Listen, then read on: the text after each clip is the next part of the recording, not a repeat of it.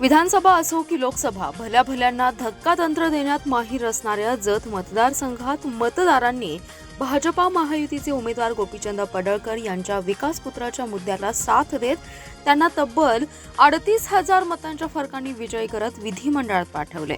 येथे महाविकास आघाडीचे उमेदवार विक्रम सावंत आणि बंडखोर तम्मनगोंडा रवी पाटील यांना मतदारांनी जोरदार दणका दिलाय.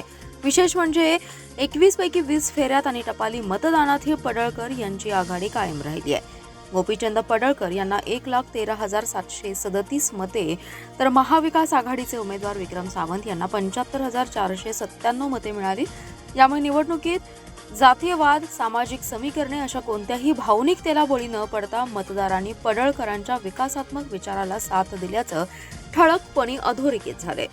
दरम्यान 7व्या फेरीनंतर आमदार पडळकर यांची मतांची आघाडी वाढताच तालुक्यात एकच जल्लोष सुरू झाला. हजारोंच्या संख्येने भाजप महायुतीचे समर्थक रस्त्यावर आले. गावोगावी विजयाच्या घोषणा, रॅली, ढोल ताशांचा गजर करत आनंदोत्सव साजरा करण्यात आलाय.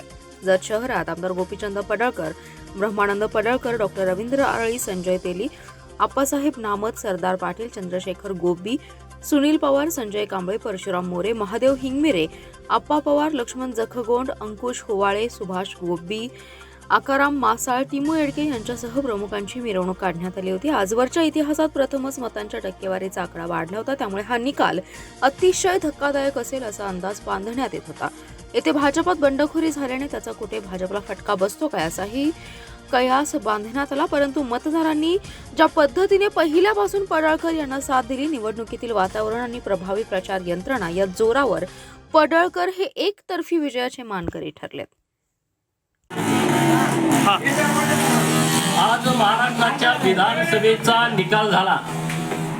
जत विधानसभा मतदारसंघातील जनतेनं भारतीय जनता पार्टी महायुती, राज्याचे नेते माननीय देवेंद्र फडणवीस साहेब, नरेंद्र मोदी साहेब आणि अमित शाह साहेब यांच्यावरती विश्वास ठेवून माझ्यासारख्या कार्यकर्त्याला मोठ्या फरकानं विजयी केलं. मी आज विजयी झालो याचं सर्व श्रेय भारतीय जनता पार्टीचं नेतृत्व माननीय देवेंद्र फडणवीस साहेब, माननीय भारतीय जनता पार्टीचे सर्व वरिष्ठ नेते, जत विधानसभा मतदारसंघातील सर्व सुज्ञ जनता, तिथले युवा मित्र, महायुतीचे घटक पक्षातील सर्व नेते मंडळी, कार्यकर्ते यांना जाते.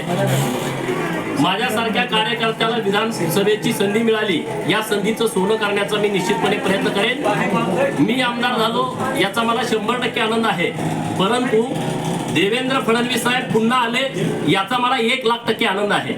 ज्या महाराष्ट्रानं जातीयवादातून माननीय देवेंद्र फडणवीस साहेब यांना बदनाम करण्याचा प्रयत्न केला, पण हा महाराष्ट्र सुज्ञ आहे. थोतांड पुरोगाम्यांच्या नादाला न लागता महाराष्ट्र हा देवेंद्र फडणवीस साहेबांच्या पाठीमागे ठामपणे उभा राहिला. याचा मला सगळ्यात जास्त आनंद आहे की आयुष्यात ह्याच्यापेक्षा दुसरा आनंद मला कुठला असू शकणार नाही.